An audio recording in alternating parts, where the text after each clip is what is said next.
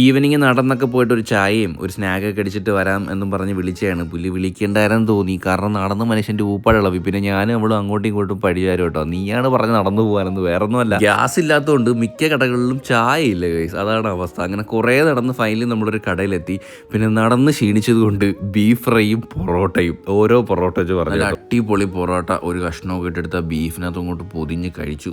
ഒരു രക്ഷയില്ലാത്ത ടേസ്റ്റ് ആയിരുന്നു. പിന്നെ തമിഴ്നാട് സ്റ്റൈൽ ഗ്രേവി. അങ്ങനെ ഒരു ചായ കുടിക്കാൻ വന്ന നമ്മൾ ഇന്നത്തെ ഡിന്നർ അങ്ങ് കഴിച്ചു. ഉച്ചയിൽ വെയിലടിച്ചാലും എത്ര ചൂടാണെങ്കിലും എവക്ക് ചായയാണ് മുഖ്യം. അങ്ങനെ അതൊക്കെ കഴിഞ്ഞ് റൂമിൽ വന്നിട്ട് നമ്മൾ റെഡി ആയിട്ട് ഒരു സിനിമയ്ക്ക് പോകാൻ വേണ്ടിയുള്ള തയ്യാറെടുപ്പിലാണ് കേട്ടോ. ബ്രദറുടെ റെഡ് ഡ്രസ്സ് എനിക്ക് ഭയങ്കരമായിട്ട് ഇഷ്ടപ്പെട്ടു.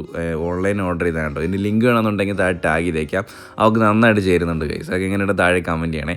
ഞാൻ ഒരു കാപ്പിപ്പൊടി ടീഷർട്ടും ആൻഡ് വൈറ്റ് പാൻറ്റും അമ്പൂട്ടിനെ റെഡിയാക്കി നമ്മൾ നേരെ ലുലു മാളിലെത്തി കേട്ടോ. അമ്പൂനെ ഞാൻ ട്രിപ്പ് പോകുമ്പോൾ എടുക്കാത്തതിന് എല്ലാവരും കമൻസ് ഇട്ട് കണ്ടായിരുന്നു. അമ്പൂട്ടൻ്റെ വരാത്തതാണ്. പിന്നെ കുഞ്ഞുങ്ങൾ പുറത്ത് പോകുമ്പം അവരെ നിർബന്ധം പിടിപ്പിച്ച് കരയിപ്പിക്കാതിരിക്കുന്നതാണ് ഏറ്റവും ബെറ്റർ. ചിലപ്പോൾ എൻ്റെ അടുത്ത് താനേ വരുമ്പോൾ ഞാൻ എടുക്കും, അല്ലാത്തപ്പോൾ അവളെ ഇരിക്കും കേട്ടോ.